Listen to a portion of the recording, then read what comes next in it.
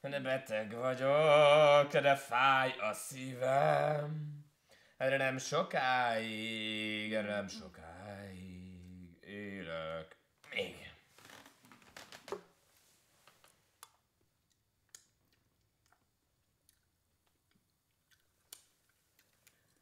Ízik? De már így is kicsit túl sokat tettem. Hát akkor így áll, és anyukám, ne csak egyél.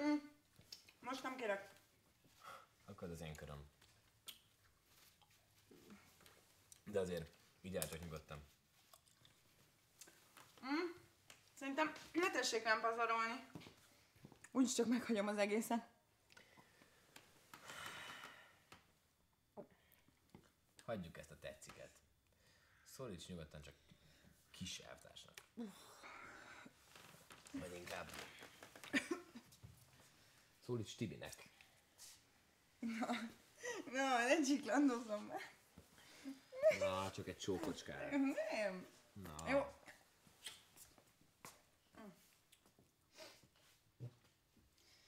Kár, hogy a dobos torta már elfogyott.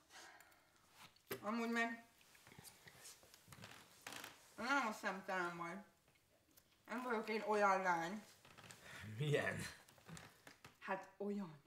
Nem fogom itt hagyni magának, hogy leteperjelek. Kár? Pedig amikor bejött az edzőteremben, nagyon rendes faszinak tűnt. Mert nem vagyok rendes? Most mi van? Mi a baj? Csak éppen ide hívott, hogy itt mekkora buli van. Politikusok, minden, miniszterek. Ide jövünk, nincs itt senki. Nekem egy kicsit gyanús, hogy csak ketten vagyunk, ez nekem privát partinak tűnik. Anyukám, én arról nem tehetek, hogy már mindenki hazasöpört. Várja ott, hogy az asszony, gyerek, meseolvasás, stb. Egy nyalókát kérsz? Nyalókát.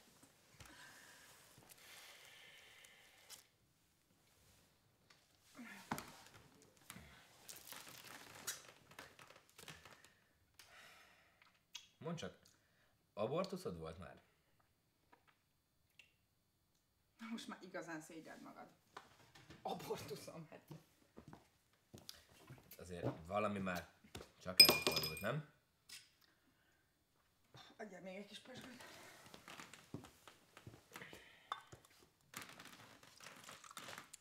Egyébként meg nincs is szeretőm. Na, azt azért már végképp nem hiszem Hidd el, hogy nincsen. Volt, de az már fél éve volt.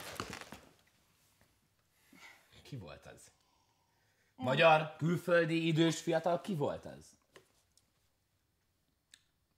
Megmondom, ki volt. Egy férfi. Ki volt? Mondd a nevét. Képzeld el, tök olyan volt, mint te. Nagyon emlékeztetett rád, azért is vagyok most itt. Viszont lassan mennem kell. Maradsz! Kurva életben már. Bocsánat. Még kérsz pesgőt?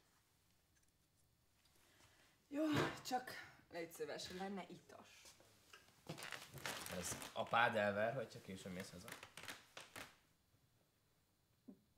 Hát elvennéd nem fog, de azért ordibálni szokott az öreg.